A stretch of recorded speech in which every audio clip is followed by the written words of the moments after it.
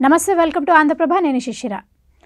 అంటే ఇప్పుడు ప్రజెంట్ మేడ్చల్లో ఒక ఇన్సిడెంట్ జరిగింది. అంటే ఒక యువతి 25 సంవత్సరాల యువతిని దుండగులు రాళ్లతో కొట్టి చంపడమే కాకుండా పెట్రోల్ పోసి తగలబెట్టడం కూడా జరిగింది. అంటే అప్పట్లో దిశ ఇన్సిడెంట్ కూడా దీన్ని తలపిస్తుంది అని చెప్తున్నారు.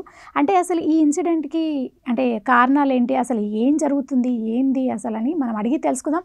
మనతో పాటు ఉన్నారు సీనియర్ జర్నలిస్ట్ రవి గారు. నమస్తే అండి. నమస్తే అండి శిశిర గారు. అంటే ఇప్పుడు మేడ్చల్ జిల్లా మునిరాబాద్లో ఒక ఇన్సిడెంట్ జరిగింది. ఒక యువతి 25 సంవత్సరాల యువతిని అసలు గుర్తు తెలియని వ్యక్తులు ఎవరో రాళ్లతో కొట్టి చంపి పెట్రోల్ పోసి తగలబెట్టారు. అప్పట్లో ఇదే సేమ్ ఇలాంటి ఇన్సిడెంటే జరిగింది. ఒక వెటర్నరీ డాక్టర్ని దిశ ఇన్సిడెంట్స్ తీసుకుంటే మనం ఆవిడని కూడా ఇలా పెట్రోల్ పోసి తగలబెట్టడం జరిగింది.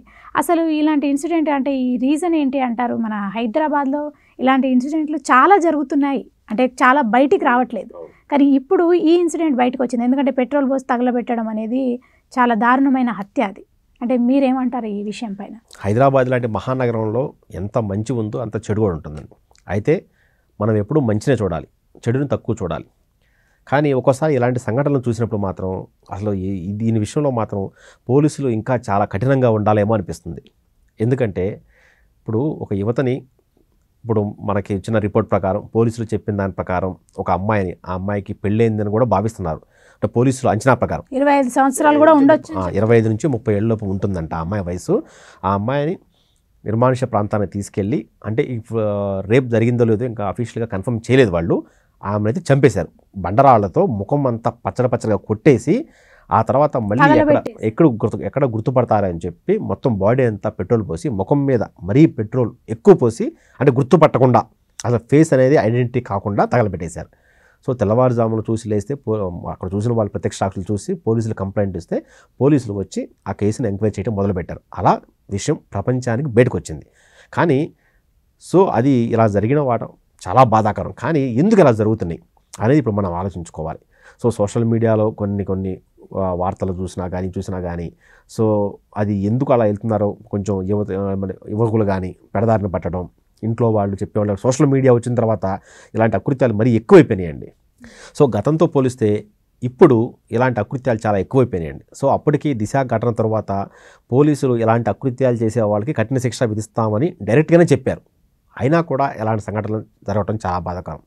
ఇక మేడ్చల్ సంఘటన విషయానికి వస్తే ఆ అమ్మాయి పేరు ఇంకా బయటికి రాలేదు, అంటే అఫీషియల్గా వాళ్ళకి ఇంకా కన్ఫర్మేషన్ కాలేదు. ఇప్పుడు మిస్సింగ్ కేసు కింద నమోదయ్యి అది ఎంక్వైరీ చేయడం మొదలుపెట్టారు. సో చుట్టుపక్కల కేసుల్లో ఇప్పుడు మేడ్చల్ అంటే మహా అయితే ఆ చుట్టుపక్కల 50 కిలోమీటర్ల దూరంలోనే ఈ అమ్మాయిది అయి ఉంటుంది. అంటే ఎక్కడి నుంచి వచ్చినా కానీ ఇక్కడ ఇన్సిడెంట్ జరిగి ఉంటుందని పోలీసులు అంచనా వేస్తున్నారు. సో చుట్టుపక్కల స్టేషన్లో ఎక్కడ మిస్సింగ్ కేసు వచ్చింది చూస్తున్నారు. దాంతోపాటు ఆ అమ్మాయి సంబంధించిన ఫోన్ ఇంకా ఎంక్వైరీలో బయటపడలేదు వాళ్ళకి. అప్పుడు ఖచ్చితంగా ఆ అమ్మాయి ఫోన్ వాడిద్ది కదా, ఆ ఫోన్ దొరికిందా లేదా ఇంకా తెలియదు.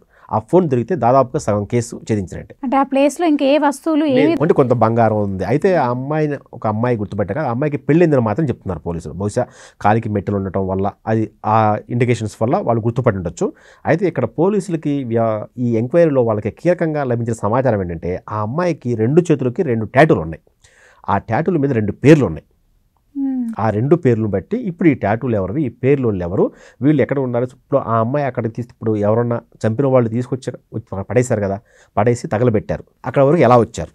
సో బస్సులో వచ్చారా, లేకపోతే కారులో వచ్చారా, లేకపోతే 2 వీలర్లో తీసుకొచ్చారా? ఇవన్నీ చుట్టుపక్కల సీసీటీవీలు మొత్తం గమనిస్తున్నారు.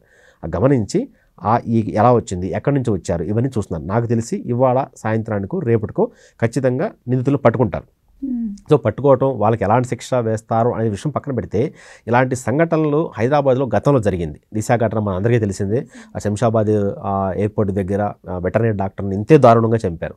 ఎంత దారుణంగా చంపారంటే ఆ అమ్మాయిని రాత్రి 10 గంటలకు చంపేసి, అంటే చంపిన తర్వాత కనీసం వాళ్ళకి ఏమాత్రం పాపభీతి కూడా లేకుండా ఆ అమ్మాయిని తీసుకెళ్ళి తగలబెట్టేశారు. వచ్చారు, ఇంటికి వెళ్ళి పడుకున్నారు. కానీ పోలీసులు త్వరగా ఎంక్వైరీ చేసి వాళ్ళకి తగిన శిక్ష వేశారు. సో అది నిజమా, అది న్యాయసమ్మతమా, న్యాయమా, అసమ్మతమా అని విషయం పక్కన పెడితే ప్రతి ఒక్కరూ పోలీసులు చేసిన తీరుని శభాషని పొగిడారు. ఇప్పుడు ఈ విషయంలో కూడా అలానే జరగాలి. రేపొద్దున ఫ్యూచర్లో కూడా ఇలాంటివి మళ్ళీ జరగకూడదండి. ఇప్పుడు దాదాపు 5 ఏళ్ల తర్వాత ఇది రిపీట్ అయింది. సో ఇంకోసారి రిపీట్ అవ్వకూడదు.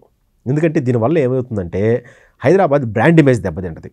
హైదరాబాద్లో ఇలాంటివి జరుగుతాయి అనే ఒక అపప్రద వస్తుంది. ఇలాంటివి ఇంకెక్కడ జరగట్లేదా? అన్ని చోట్ల జరుగుతాయి. సో హైదరాబాద్ బ్రాండ్ ఇమేజ్కి నష్టం చేకూర్చే పనులు ఎవరు చేసినా మాత్రం దాన్ని వదిలిపెట్టకూడదండి. ఎందుకంటే ఇది మహానగరం, ఎక్కడెక్కడి నుంచో అందరూ ఇక్కడ బతకడానికి వస్తున్నారు. వాళ్ళకి సేఫ్టీ చాలా ఇంపార్టెంట్. ఇక్కడ సేఫ్టీ ఉంటుందనే కదా మనం దీన్ని మహానగరం అంటున్నాం. సో రాత్రిపూట ఇప్పుడు షీ టీమ్స్ అని కానీ, పోలీసులు పెట్రోలింగ్ కానీ గతంతో పోలీసులు ఇప్పుడు చాలా బాగుపడినాయి. సో చిన్న చిన్న ప్రాబ్లమ్స్ వచ్చినా వెంటనే వాటిని సార్ట్అవుట్ చేస్తున్నారు. సో ఈ విషయాన్ని కూడా త్వరగా సార్ట్అవుట్ చేసి బాధితురాలకి న్యాయం చేయాలి. ఆ న్యాయం ఎలా చేయాలంటే, ఇప్పుడు ఈ అమ్మాయికి అన్యాయం జరిగిందని ఎలా అయితే ప్రపంచానికి తెలిసిందో, ఆ అమ్మాయికి న్యాయం జరిగిందనే విషయం కూడా ప్రపంచానికి తెలియాలి. సో దానికి అన్నింటినీ దిశలాగా చూడమని నేను చెప్పను. దానికి ఎన్కౌంటరే, చంపేయడమే అని చెప్పను. కాకపోతే శిక్ష మాత్రం ఖచ్చితంగా పడాలి. వాళ్ళు ఖచ్చితంగా శిక్ష అనుభవించాల్సిందే. ఇలాంటి విషయాల్లో మాత్రం ఆచితూచి వ్యవహరించకూడదని కొంచెం చాలా సీరియస్గానే దీనికి ఫుల్ స్టాప్ పెట్టాలి. అంతెందుకండి, ఇప్పుడు నిన్నగాక మన 2 days బ్యాక్ భార్యను హత్య చేసి కుక్కర్లో పెట్టి ఉడికించి ఆ పోలీసులకే సవాల్ విసిరాడు ఒకడు. సో ఇలాంటి దుర్మార్గులు ఉన్న ప్రాంతంలో మనం ఉన్నాం. కాబట్టి వీళ్ళందరికీ తగిన శిక్ష వేస్తే రేపు పొద్దున ఫ్యూచర్ కూడా మనకి భరోసా ఉంటుంది. సో ఇలాంటి వాళ్ళని ఏదైనా జరిగితే అసలు నేరం చేసిన తరువాత శిక్షించడం కంటే నేరం జరగడానికంటే ముందే వాళ్ళు భయపడాలి, చేయాలంటేనే భయపడాలి. అలాంటి సిచ్యువేషన్ వచ్చినప్పుడు అందరూ హ్యాపీగా ఉంటారు. అందరూ ఇలాంటివి మళ్ళీ రిపీట్ కాకూడదండి. సో ఇప్పుడు ఈ కేసును కూడా చాలా త్వరగా సీరియస్గా తీసుకొని ఎంత త్వరగా నిధులు పట్టుకుంటే అంత మంచిది.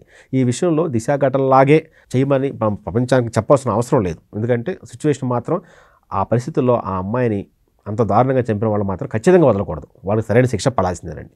అది ఓకే అండి, థ్యాంక్ యూ అండి.